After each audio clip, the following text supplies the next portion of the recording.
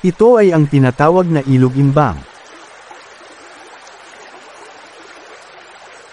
Naibahagi ko sa inyo noong makakailan, ang tungkol sa Ilog Imbang Tunangan, na naroon sa itaas na bahagi ng Barangay San Fernando. Ngayon ito ay ang tinatawag lamang sa pangalang Ilog Imbang. Ito ay nasa Barangay San Fernando pa rin, siyudad ng Talisay. Subalit ang tinatawag na Ilog Imbang, ay nasa ibabang bahagi ng nasabing lugar.